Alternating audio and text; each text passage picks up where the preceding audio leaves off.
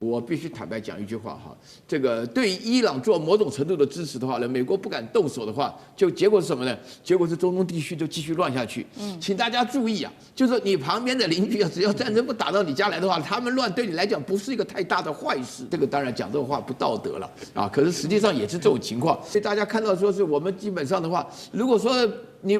不管，如果中国有能力不管，那俄罗斯现在这么艰苦的情况下，他也管不住的话，那中国不适当的施出援手的话，如果伊朗真的没的话，那还得了啊！整个中东地区就是美国加以色列的。伊朗的无人机逼近了林肯号之后呢，是直接被美军的 F-35给击落下来了。另一方面，革命卫队试图在另外一头呢强行扣押美国的油轮。中东战事现在被说是一触即发，美军能够掌握局势，避免战火全面蔓延吗？这是第一个问题。第二题我们会来关心到是在中国大陆的部分，它的一艘科考船现身在阿拉伯海，网络上现在还流出了一系列的卫星影像。在这个卫星影像当中，是以中文标示了许多美军在它的武器中东的部署，这是中国公开支援伊朗提供给他灰色的情报吗？那美军又如何反制这一场情报战呢？最后，我们今天也会来关心接下来的，要在2月份特别关心，就是2月6号，美国跟伊朗会来谈这个核谈判。而在核谈判正式的进行前，我们看到伊朗直接抛出了他愿意承诺的事情，包括暂停他的核计划。浓缩铀会送往俄罗斯，川普则是要求说3个东西你要停和限制飞弹，这是第2个。第3个，也停止支持中东的代理人。这一场在2月6号的核谈判到底能不能成功？今天就这些议题，我们会一起来做关心。好，美伊关系现在到了随时开战的一个边缘的临界点了。3号来自于美国军方亲自的证实了，说有一架伊朗的无人机，这一架是夏德139，在逼近阿拉伯海的时候遭到了。在阿拉伯海林肯号的航母附近的时候，立刻是被 F-35战机给击落了。另一方面，我们则是看到伊朗则是试图登上了一个他看到的悬挂美国国旗的油轮进行扣押，战事现在看起来是剑拔弩张。另一方面，中国大陆有出手相助伊朗吗？来自于南华早报的报道说，看到了大陆的科考船现身在逼近林肯号的附近。再来就是我们今天要特别来看到这一张图了，这个是网络上特别流出来的大量的来自于中国大陆卫星的高解析影像，并且在这个上面我们可以看到有许多的中文字，在这个中文字当中，特别是中方标示了说美国的林肯号还有美军的E-15战机跟它的爱国者飞弹部署的地点，被军事专家解读中国可能在向伊朗提供美军的动态情报。他认为这样子的手法其实类似于过去的印巴战争。那么在同一时间，我们看到伊朗的部分则是祭出它的重型的反舰导弹，这一款是阿布马赫迪，射程1000公里的弹头重达400公斤。现在根据了解，只要2枚就可以击沉前方美军9000吨的驱逐舰。所以节目一开始要特别请教干哥怎么看了？中国真的出手帮助伊朗吗？那如果是有帮助的话，是否提供在这上面的情报战？美军接下来会如何来做应对呢？再来就是反舰导弹，刚刚说射程高达了1000公里，代表美国在中东部署的这个林肯号航母是逼近危险的吗？干哥怎么看？当然是危险，但我们要知道，伊朗这次它无人机逼近了林肯号，这就是一个讯号。为什么？因为大家在想说，已经相安无事了，你们不是已经上谈判桌吗？现在到底是要在伊斯坦堡啊，伊朗、美国的官员高阶他们都要见面啊，对不对？那现在到底是谈到什么地步？可是伊朗无人机怎么会在阿拉伯海出现？然后而且好像接近了林肯号，这事情意义很重大。不过伊朗他宣称说，这个我们是什么？我们这个是一个商用的无人机，它走在自己的航道上，根本没有逼近美国。当然讲要这样讲，但我要讲的一个重点是什么？你要知道 F-35，其实无人机到了你的头上的时候，你大概才会发现它。F-35是距离100公里，航空母舰战斗群100公里之外把它击落的。也就是说 ，F-35它的态势感知完全发挥作用了。你在空域里面有任何的动作，有任何的物体进来 ，F-35它被训练，它的 know how 就是你一定要知道在你身边周遭200-300公里范围之内突然出现的飞行器，他抓到了，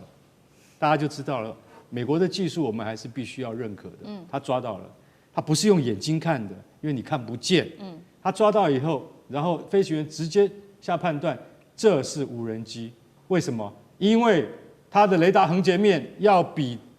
隐形战机还要大。大家听得懂吗？无人机这么小，雷达横截面怎么会比隐形战机来得大？因为隐形战机是逆中的，你在雷达屏幕上面看的，只像一个小鸟一样。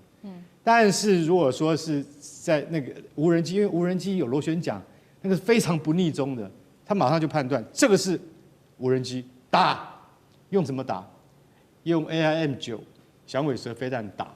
，AIM-9X 响尾蛇飞弹把它打下来。所以说句实在话，我觉得美军在第一次接触上面，他就已经有逮到了。但是我们也必须要承认，就是说，万一不是一架的时候 ，F-35就应付不了了。这个时候，舰队防空就要启动。什么叫舰队防空？舰队防空就是神盾驱逐舰的防空系统，完全要启动。标准3型跟标准6型飞弹全部要上啊，要拦截。这个画面会不会发生？很可能在下个礼拜就会发生，就是在我们中国人过新年的时候，很可能就会发生。然后我们现在再来讲阿布马赫迪飞弹，这个飞弹我坦白跟各位讲好，这就是中国技术的援助。为什么？它的射程1000公里，然后它弹头400公斤，这个完全是常见10型的翻版。常见10啊，我最近有拿那个轰6它身上的常见10给大家看，它就是长程巡弋飞弹，但它也有可能阿布马赫迪也有可能，它根本就是一种弹道飞弹啊。那因为弹道飞弹的技术比较复杂，我觉得不太可能会用在这种飞弹上面。但是它可以打到1000公里，那就是代表像跟我们的常见10型的飞弹是一样的道理。它能够飞这么远，然后呢，它飞这么远，它还弹头威力有400公斤。它要是一颗打到你美国航空母舰的话，是打不成的。所以这边我必须要先强调，400公斤的弹头打不成的。为什么？因为美国航空母舰总共11艘，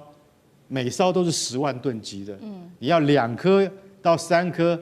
以上打中它，才能够把它打残啊。所以说，其实反舰飞弹它其实有一个，就是说怎么讲，就是说心理因素会比实际集成要来的有用。所以你就会看到说，阿布马赫迪真的是已经要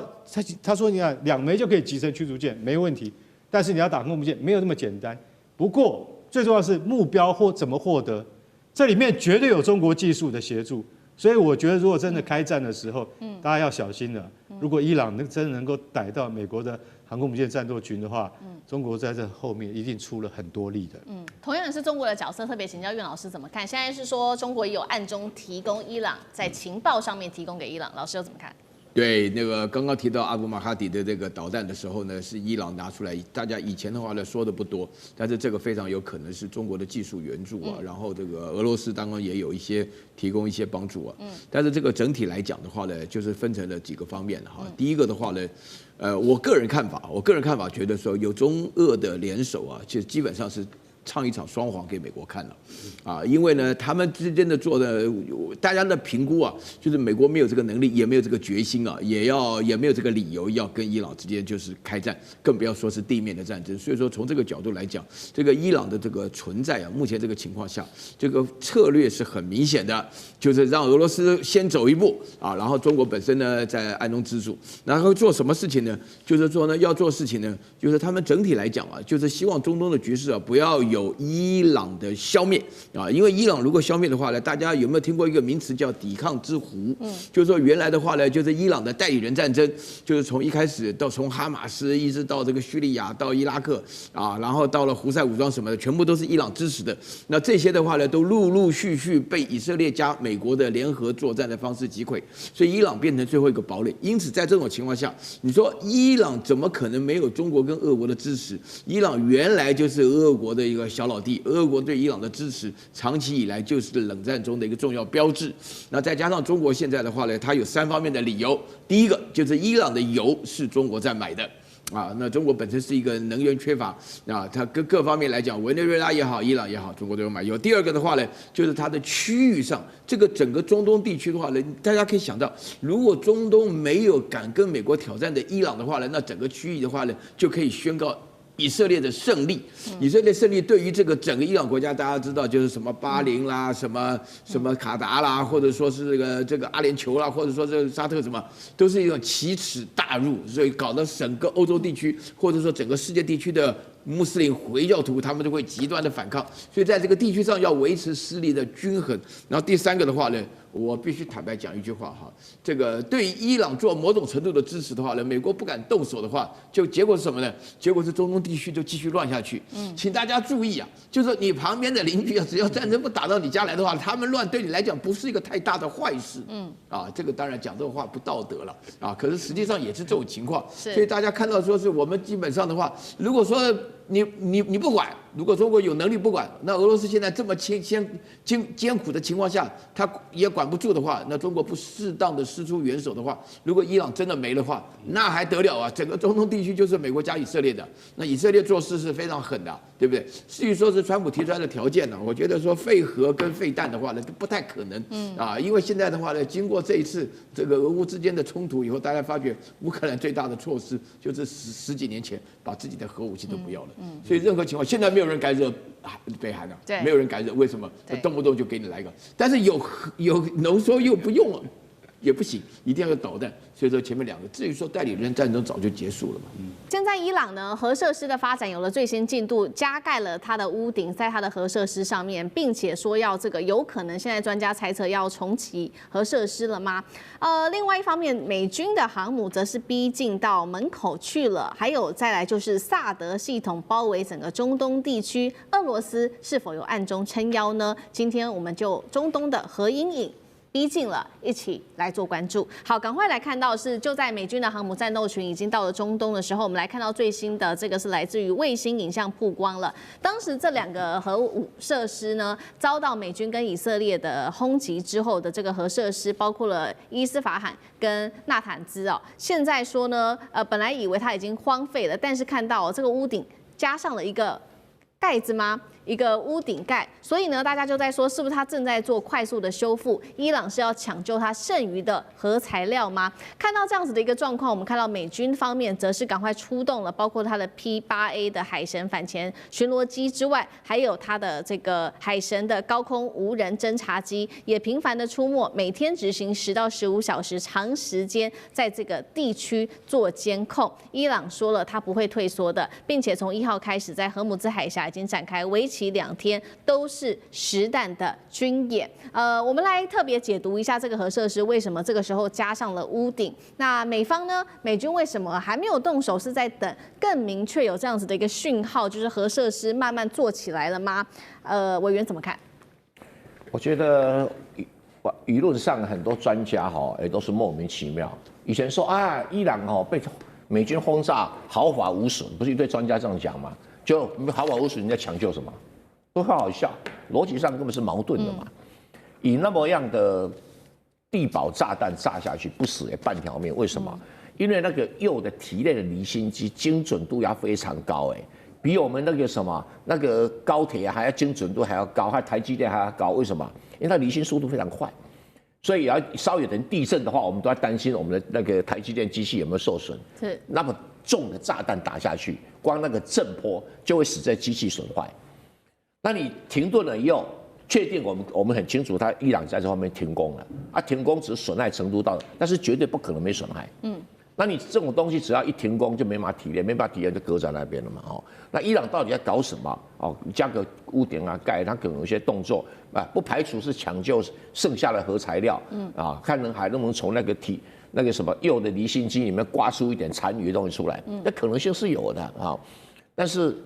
这个不是这一次美国跟以色列轰炸的对象，绝对不是。那你美国这是什么海神啊、反潜机啊等等来出动，其实也没有别的目的，在查清楚伊朗的防空这个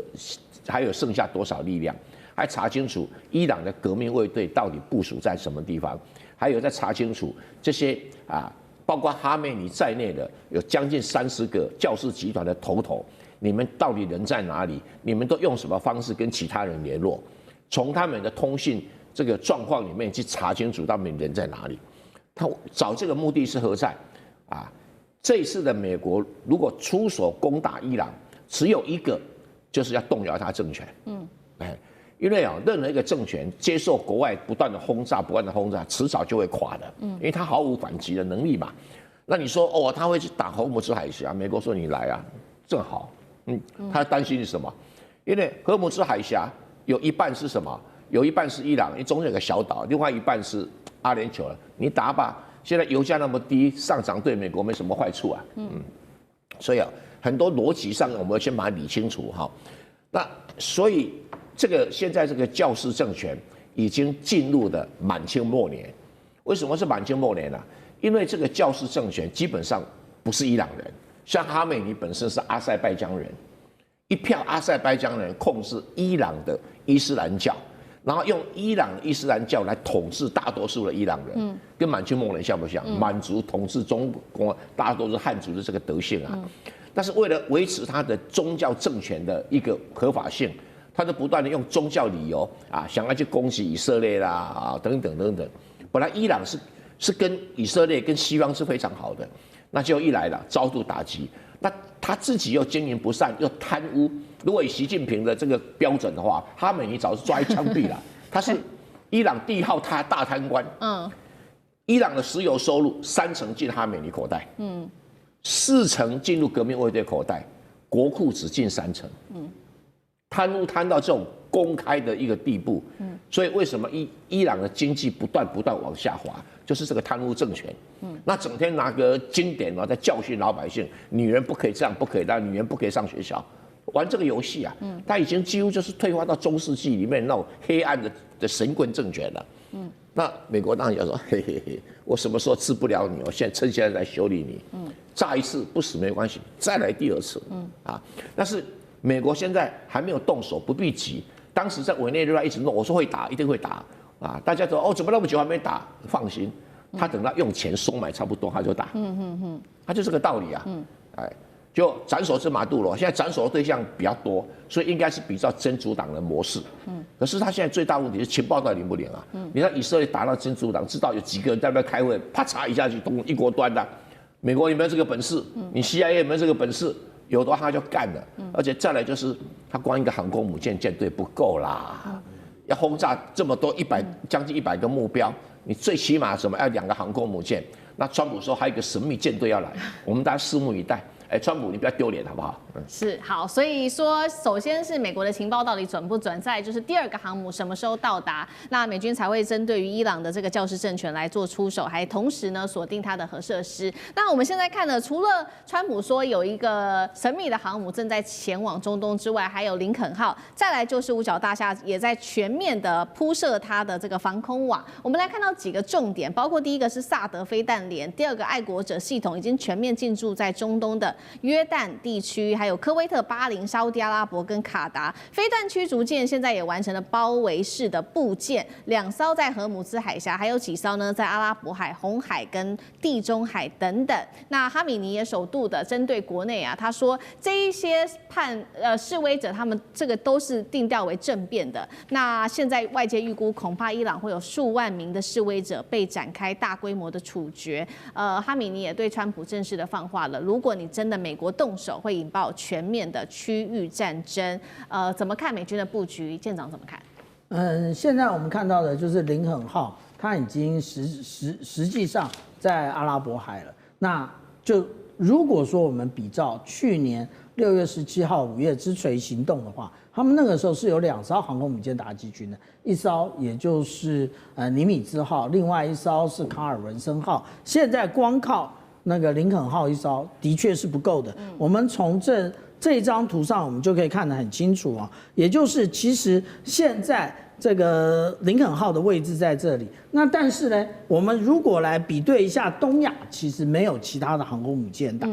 打击群。但是有一个美丽大而美的这一个航空母舰打击群，我们上个礼拜就破案了，也就是布希号打击群。那布希号打击群呢，它要跨过大西洋过来啊，那它会直接的进入地中海，然后在这一个以色列的这个沿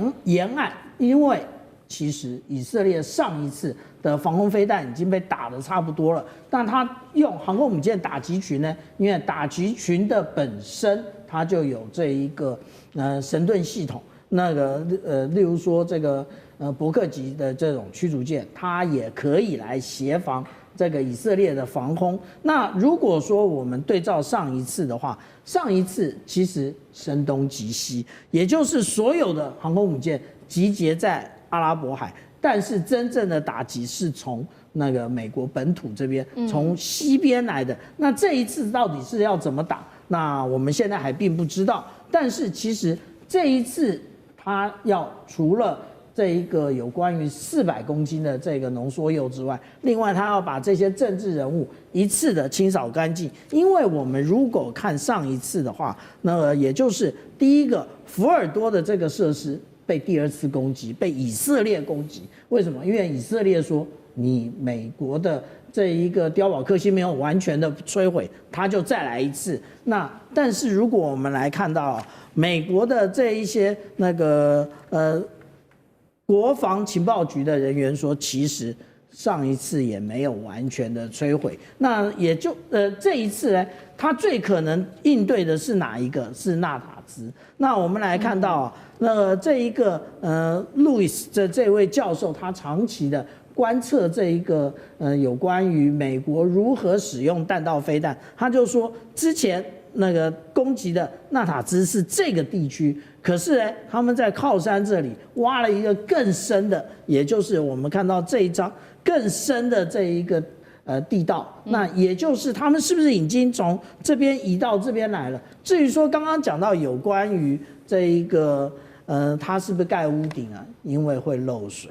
因为如果没有屋顶的话，下雨水就进去了，所以确定其实是被打穿了。好，那另外一方面，我们看到除了在伊朗的这个核设施的进度，另外一方面，我们来看到还有俄罗斯的角色，俄罗斯到底会不会协助伊朗呢？因为现在最新消息是，普丁已经秘密的会晤了伊朗的最高国安官员，引发地缘政治的紧张。还有就是现在也确定，俄罗斯的米格28它的这一个武装直升机，北约代号叫做浩劫，已经确定交付给伊朗。如果真的打起来，俄罗斯的角色，老师怎么看？我觉得普丁的这一波，他的这个表态看起来他是支持用外交途径来解决哦。那我觉得这后面有他的盘算。第一个就是川普大概是这几年的美国总统里面一个对俄罗斯相对比较友善的总统，包含这个去年 NSS 里面把 rival 这个名字都从俄罗斯身上拿掉。那所以我觉得普丁在乌俄战场上可能有一些谈判，他会觉得可能还需要美国，所以他不想跟美国直接的撕破脸。那再来就是说，其实从这个地缘上面看起来，俄罗斯最近的这个军事基地是在叙利亚。那叙利亚它还要如果要去援助伊朗，它还要借到伊拉克。可是美军其实在巴林就有它的这个舰队基地，所以我觉得这两者这样相较之下，俄罗斯要去介入这场战争，坦白说它并没有太大的甜头。就是我认为它要实质用这个军队来介入的可能性不高。但是刚刚主持人讲，就是包含这个米28，这个是的确送过去了，所以俄罗斯的现在的盘算应该是提供伊朗一些基础的援助，然后军事顾问本来就在，然后再加上部分的武器的提供，但是实质的地面部队或者是要派海军过去，我觉得这个可能性应该相对来讲是比较低的。现在呢，伊朗的国产无人机航母，这个我们今天会特别来看的，叫做巴盖里烈士号正式的亮相了。再加上伊朗他手上握有了1000架的战略无人机上线，今天会特别来关注是革命卫队已经全面的备战了。那么美军林肯号在中东则是持续的施压，这一场战争一触即发。今天会一起的来做关心。好，赶快来看到是，其实呢，现在林肯号已经正式的抵达中东地区了。根据川普的说法，还有另一艘航母也即将很快就会抵达中东了。那伊朗则是呢，这一回在海上也祭出了它的新的航母正式的亮相了。这个航母叫做巴盖里烈士号航母。那根据了解呢，它是由货轮所改造的这个航舰，具备滑跳起飞的甲板之外，我们可以看到这个画面哦。同时，它有倾斜的这个飞行跑道。根据了解呢，内部还有一些小型的医院，甚至是健身房啊，跟体育馆等等，所以这个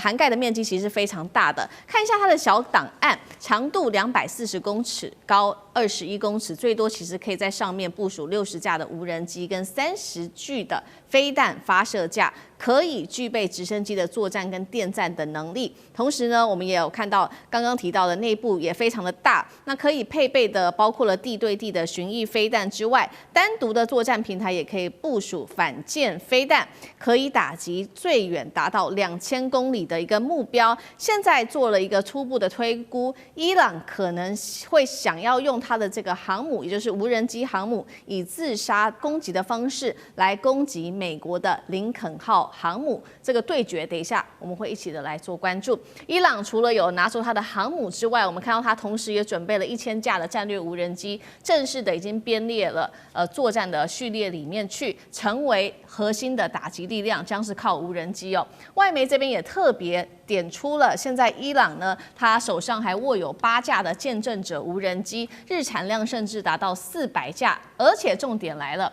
还有俄罗斯在当中帮助提升它的产能。刚刚说到了俄罗斯的角色，除了帮助在无人机的生产之外，还有寄出了米格29武装直升机。现在根据了解，已经现身在伊朗的境内了。那么伊朗现在也说呢，他要掌握荷姆兹海峡，也就是接下来我们可以看到，在2月份，2月1号到2月2号这2天。它会在荷姆兹海峡这边正式的举行实弹的军演，这个海峡将会被很快的控制住。伊朗的政府专机也从德黑兰被拍到直奔莫斯科的一个航道，是否代表说最高领袖哈米尼接下来会逃往俄罗斯呢？这样子的议题我们会持续的来做关注。那么来看到美国方面又做了什么样子的准备呢？在各个武器逐渐到位，我们看到除了林肯号抵达中东之外，自己的官员也证实了，一艘驱逐舰也到位了。美媒披露，现在川普正在评估对伊朗即将发动新的重大军事打击。那么已经在中东部署的武器，我们做一个统整，包括了10艘的军舰跟6艘的驱逐舰。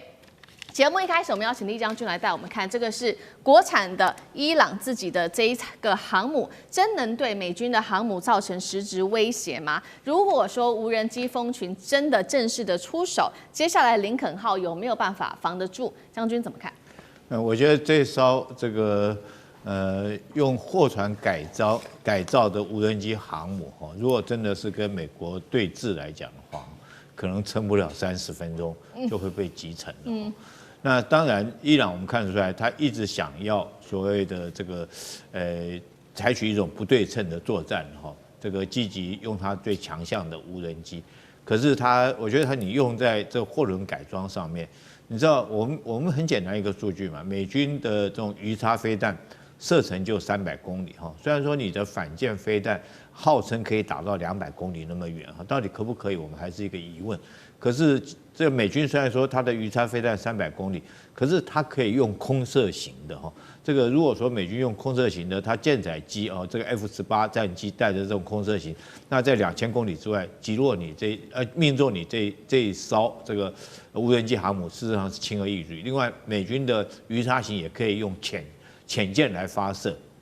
那一艘航母通常来讲的话，你必须有很多，你除了攻击的武器之外，你还有自卫的武器。我们看到任何一艘军舰上面，基本上都有防空的或者反导弹的飞弹部署在船上面。那要不然最起码你近迫防御系统也要有。这个美军的是方阵快炮，那解放军的是1130快炮。那如果说这条船上面这些东西都没有，那很容易被击落。第二个来讲的话，这美军要侦获到你也是非常容易的。这个以美军现在不要说是太空卫星了，它如果说船上或者是飞机上的电子战的雷达来讲的话，要在这个波斯湾上面侦获到你这条船事实上我觉得并不是很难的事情，你很快就会被侦获到。那第三个，你这条船上面到底有没有反电子的装备？如果你连这些装备都没有，那一个这个美军，譬如说是航母上面的咆哮者战机过来的话，可能就将你所有电子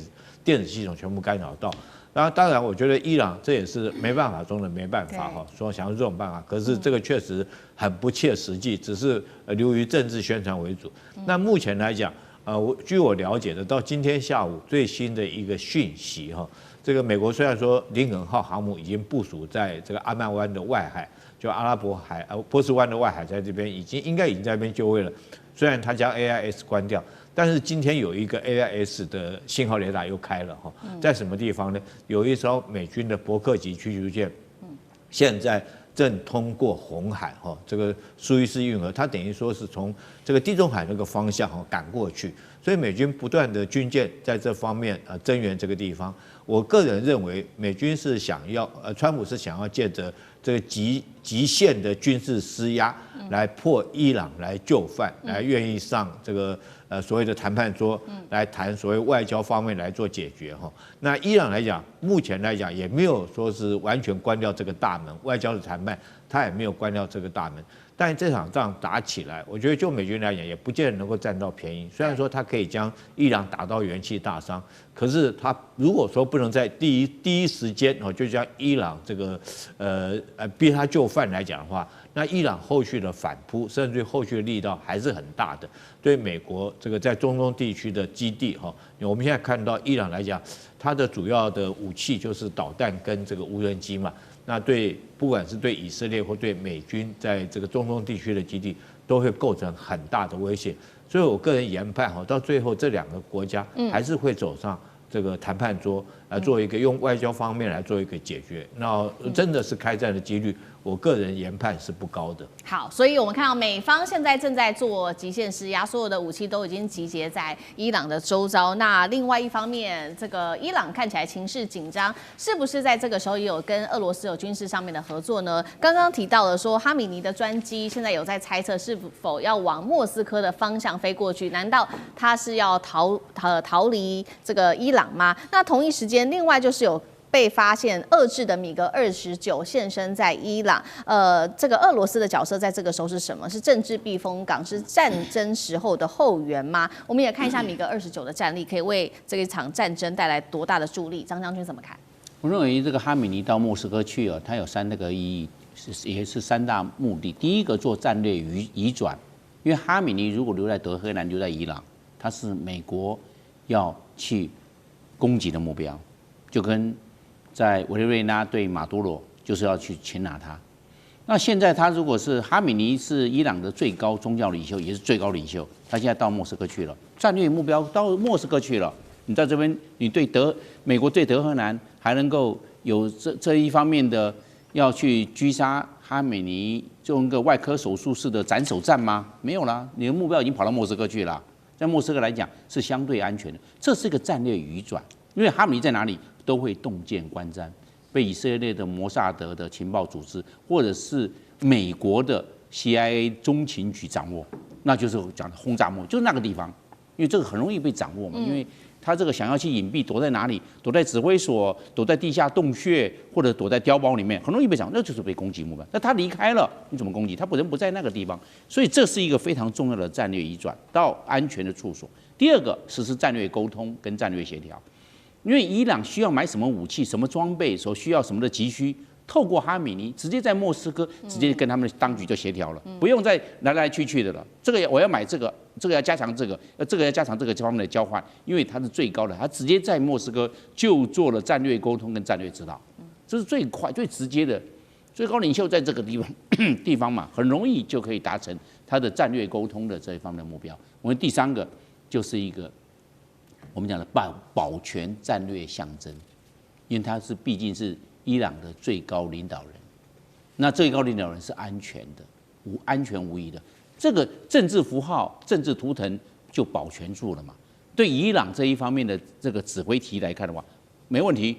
这个最高领袖是安全无疑的，大家都可以按照这个指挥体系、组织运作、这个官僚的体系继续来这边实施，没有问题啊。所以他这个是为了保全战略符号、战略图腾、战略象征，他做了这方面的努力。我认为伊朗是有备而来的，不然的话，那哈梅尼在哪个地方？在伊朗，伊朗虽然大，但是问题是目标被掌握的是相对容易的。是。那我们现在看米格29，那米格29是一个战斗机，它的这个最高的速度是2.3马赫，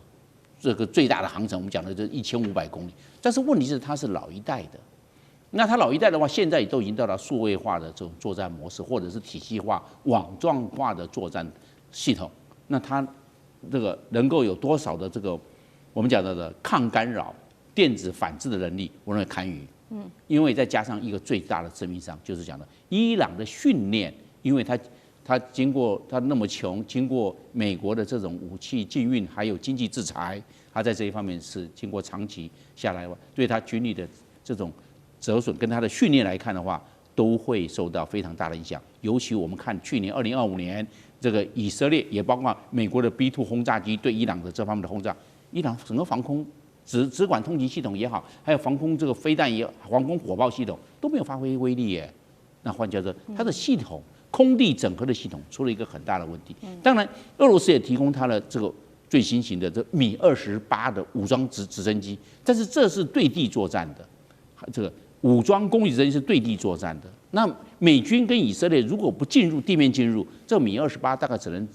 这个空中警戒跟地面运兵的这方面的一个功能了，所能够发挥是有限的。所以米格29的战机也好，或米28的武装运输直升机也好，我认为在伊朗所能够发挥的战略角色相当有限。好，不管这一场战争会不会真的发生，但是我们看到，其实现在在中东附近，尤其是伊朗附近的邻国，他们其实很多国家是不希望发生的，这当中也包括沙烏地阿拉伯。主要的原因是，其实他们也会担心，如果真的在伊朗境内的神权发生什么问题的话，对于后续整体的中东情势，恐怕也是会更危险的。为什么会这么想？杨老师怎么看？如果伊朗发生动乱、冲突、战争，那一定会有外溢扩大的效应。你想想看，伊朗这样子一个面积跟它的人口将近有9000万的这个人口，它在中东跟西亚的部分就包含阿富汗这些整个区域，它是最中心的。它连接了波斯湾跟黑海，那所有的历史上的就是重要的通道以及地缘的战略这个高点都在这里。那它又是两个特殊的是，它虽然是穆斯林，但是它绝大部分是什叶派，那跟其他中东国家的穆斯林国家不一样。第二个，它种族上是波斯人，古文明，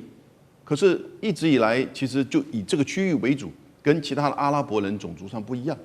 因此，它是一个完整的，就是这个民族国家虽然有一些其他少数民族，当它如果发生战争的时候，你就可以想象得到，第一个，这个军事冲突会扩大，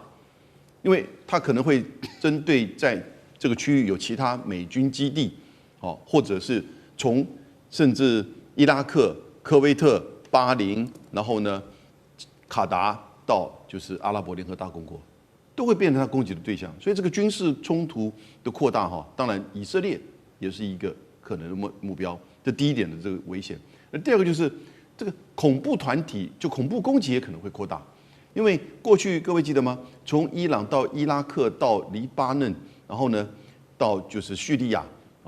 基本上一直连结的就是以什叶派为主的。那经过这一阵子，从伊拉克到黎巴嫩的。就是相关的派系，以及到叙利亚的这个政变，这美国跟以色列相当程度的压制了伊朗支持这边的什叶派的一些作为。可是现在如果它整个动荡的话，这个一定会相关的这些组织恐怖攻击会再起。那第三个，能源你更不要想，战争还一开打的时候，波斯湾可能就被封锁了。然后呢，伊朗自己本身的油，它如果减少供应的话，国际的油价。那甚至这个区域的能源的运输都会产生影响。那第四，我们刚刚提到，它有9000万的人口，你产生的难民的冲击也是难以想象的。它其实整个过去20年，整个中东跟西亚地区的这些冲突，从美国打阿富汗到伊拉克，全球的难民都在增加。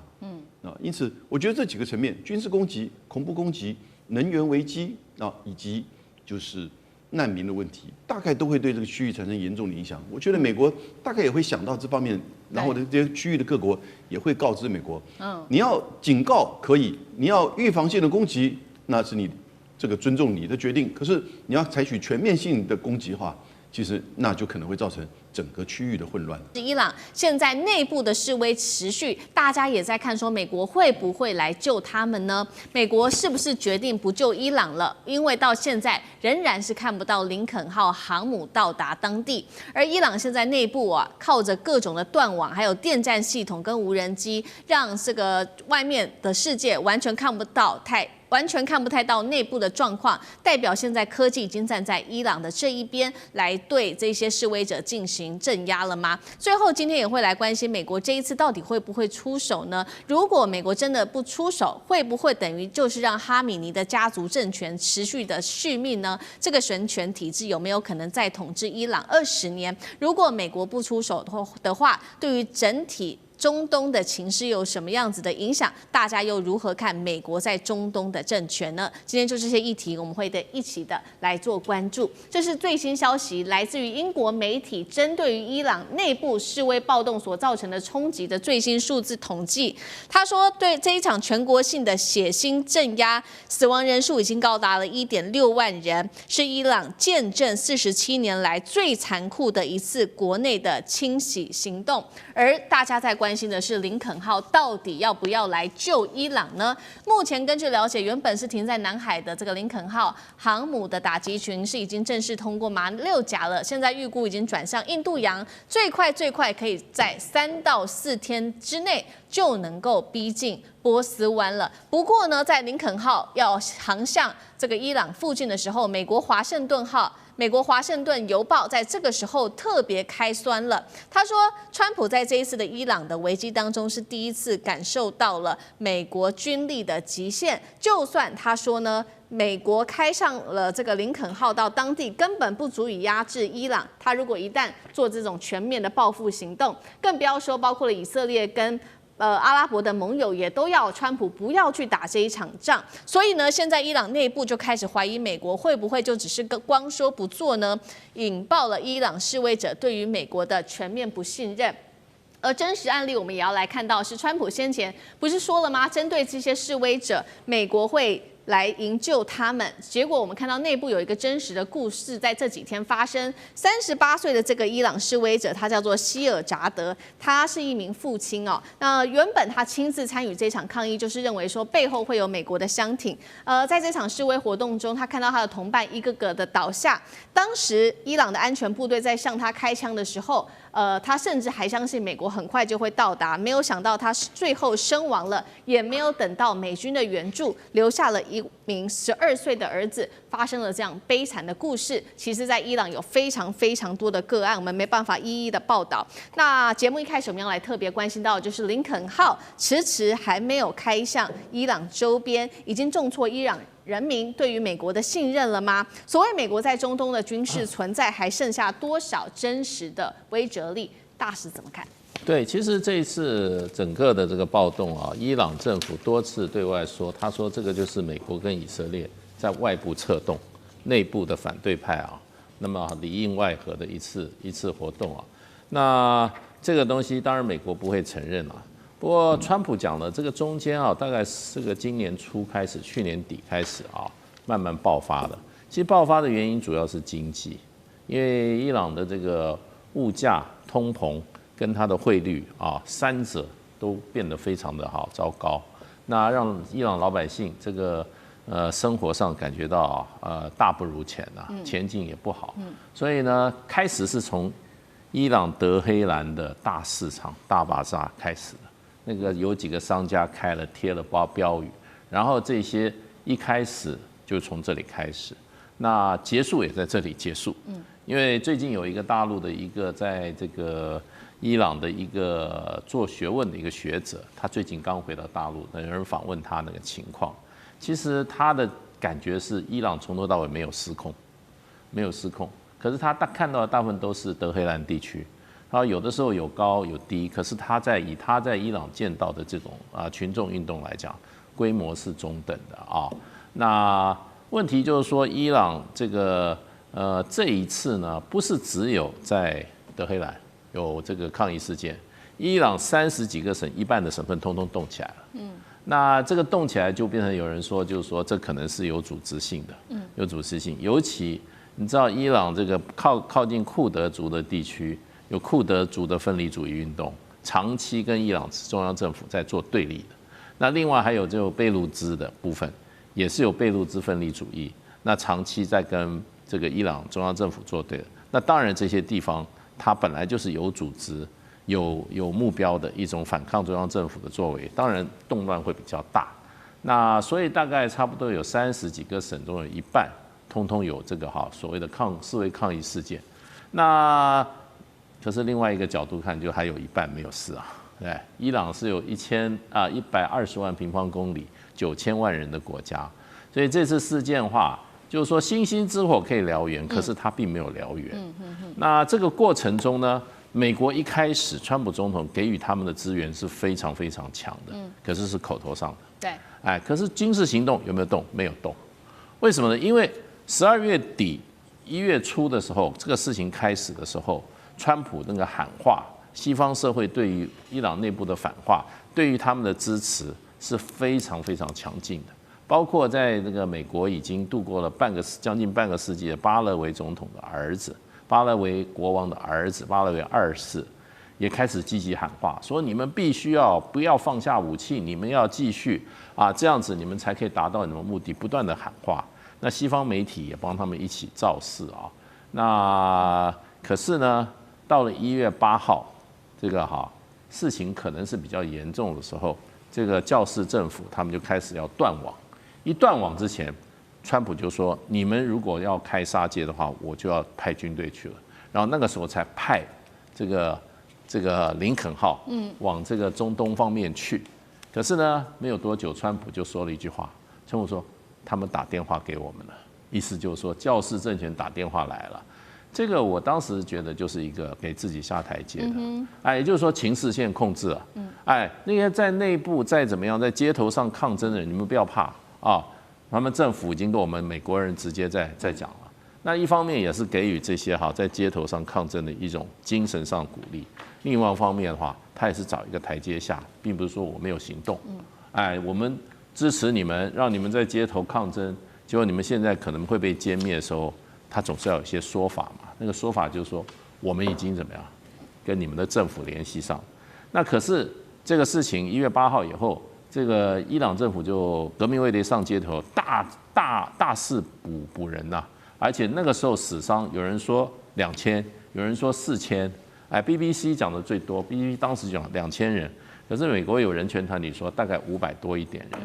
那到底多少的话不知道。可是呢，川普呢就警告说，你们不能抓到枪毙的人。可是呢，到了大概十几号的时候呢，12号吧，川普又对外说，我告诉各位，大家放心，这个伊朗政府已经同意不把抓到那个800个抗议者杀掉，不杀他们了。所以川普从头到尾就说，既然如此，我就没有必要用兵了，所以就到此结束了。所以你说，如果说你今天你是跟美国跟以色列政府讲好说，我们这个时候起义举事，然后我们把这个现在的这个教士政府政权把它推翻，那你们到是时候你们来帮助我们，从头到尾都没有等到的话，请问你如果是参加这一次这个动乱的，这些组织，或者是你会不会对美国、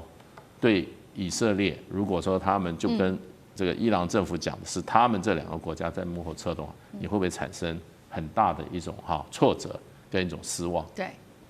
好。现在目前就是我们可以看到，因为川普他目前都只限于口头，没有任何军事上面的行动。刚刚大使帮我们回顾了整个时间轴，所以导致了伊朗内部人民是对于川普有极度的一个不信任。那另外一方面，在伊朗内部则是持续的扩大在军事上面对于自己境内的一些限制，尤其现在断的就是网络。他们全国境内9000万人的网络现在政府是直接从8号开始直接打断，顺便呢，大家非常看好的就是美国星链神话也直接被打破了。我们来回顾一下，当时在1月8号那一天，伊朗它封锁它的网络30分钟内，竟然网络流量直接暴跌98.5%，等于是直接全国断网了，并且出动的是这个军规级的手段来干扰美国的星链卫星。CNN 说了，星链已经成为伊朗当局的封锁重点的目标，靠的是什么？来看到 CG 上。伊朗它动用了哪一些国家级的电战3连杀？首先，第一个我们看到是射频再加上 GPS 的干扰，直接削弱了低轨卫星的连线，让这个讯号就变得非常的断断续续的。再来就是因为呢，星链它的经济门槛很高，过去2年之内，虽然说已经送了5到10台的星链设备到伊朗，但是对于9000万人口的伊朗来说，还是非常的太少了，杯水车薪啊。最后是伊朗它无人机可以去猎杀这些星链系统，因为星链设置的地方太明显了，不管是在屋顶或空旷处，伊朗政府是直接派出无人机来做巡逻，就把这些星链给这个巡逻抓到啊，所以。这个路透社也引述了这个使用者证实说，星链只能在部分地区勉强的使用，而且呢，连线是很不稳定的。干哥又怎么看这一次伊朗全面断网，加上干扰卫星、出动无人机猎杀等等电战资讯封锁，对于这一次来说，是伊朗政府能够镇压民众的一个重要配备吗？伊朗已经要动用所有的手段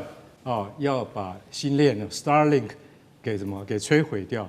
就是要让人民没有办法把画面传到外面去。其实老实讲一句，现在你们所看到的一些断断续续的画面都很珍贵。为什么？因为有些人走了几百公里才找得到可以让星链接收得到的那个地方去。为什么？因为刚刚主持人也讲了，老实讲一句，其实伊朗国内很少这样子的接收器，其实估计至少要10万台，你大概才没有办法封锁。那伊朗是动用了国家级的干扰，它这方面，除了射频加 GPS 干扰，大家就想说，其实星链靠的就是什么 GPS 所以马斯克他其实老实讲一句，你说他近地卫星有2000多颗，照理讲很难被干扰。可是今天如果说你要动用到国家级的机器的话，它还是可以把它大部分90%以上屏蔽掉。这就是现在伊朗人民没有办法被外界所得知实际上的状况，是最大的困境所在。然后再加上你知道，你这个 Starlink 它有一个很特殊的，就是说，其实所有的卫星讯号你都必须是露天的，你必须架设在屋顶上，或者必须架设在空旷的地方。那很容易，伊朗政府不是派卫队去消灭它，是派无人机去打掉它。你听起来就觉得说，技术蛮先进的啊，竟然可以用这种方式，用无人机来锁定阳台上的 Starlink 的接收器，这太厉害了。我可以告诉各位，这是中国提出的技术支援，也就是说，这些资源都是来自中国技术的。为什么？因为中国在这方面的技术非常先进，但是这应该要讲成这是军规的，这是军用的。无人机的干扰技术以及无人机的打击技术，这都源自于中国。所以说，伊朗政府为什么能有效的在几个钟头之内，它就让星链传不出去这些讯号，就代表说它真的非常厉害。不过我要讲悲惨的一点就是说，其实伊朗现在国内目前的情况真的非常严峻。我只讲一个数据就好了。2022年大家知道艾哈米就是那一位进了警察局就再也没有出来的女学生，是22岁的女学生。她在2022年的时候，因为她死掉的人就有500人，被关押的人有2万人，到现在这2万人没有放出来。我想你还是要正视这个问题，也就是说，我不管川普你到底是口惠而实不至，你至少要去面对伊朗的确在用神权政治。神权政权在对付自己的人民，这到底是对的吗？我想海峡两岸的朋友们都应该多关注这件事情吧。好，陈杰干哥刚刚帮我们提到，美国在关键时刻只说不动哦，那么代表说接下来哈米尼家族的政权会持续的续命吗？有没有可能再执政个20年？上志哥怎么看？这次美国到底为什么不出手啊？最后其实就美国如果出手，真的能赢吗？真的能吗？那么动手真的有用吗？其实当然很多疑虑。其实大家不是说美国军力问题哦。伊朗是一个拥有核武、有8000万人的国家，它不是叙利亚2000万小猫咪啊。可是，所以一旦如果伊朗真的政权垮台乱了的话，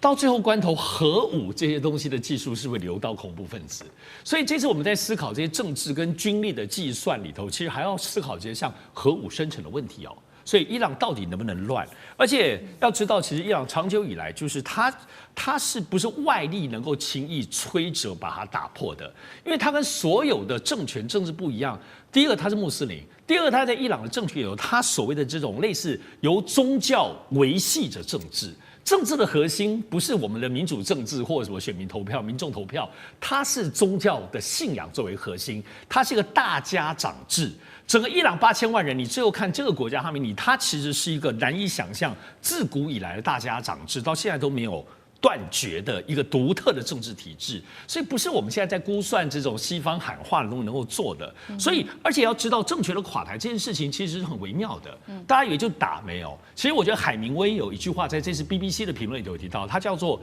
一开始是渐进的，然后要有一个突发的东西。这是什么概念？其实我们在中东，在很多的政权的体制当中，它最后能够推翻政权，首先第一名能够成功的是叫做军事政变，第二个部分就是全面内战。通常要在这样的情形之下的话，他的政权才会真的推翻。所以，但是你看这一次的抗争，虽然没有说很声势浩大，但是是商人、学生、基层来说，他们是为饥饿而战。他们不是真正的要推翻政治，而且这里头最大关键，我认为是什么？部队还是效忠的，我认为这是最大的关键。而且抗争后续无力，他跟先进，因为你要在联合国制裁2015年到现在，他们上层社会政权都还有钱东西吃，真正没有能力持续的就是基层啊。所以这跟其他的民主社会的抗争不一样。所以我认为这几个关键因素看得出来，美国最后评估不会轻易打的原因是这些原因。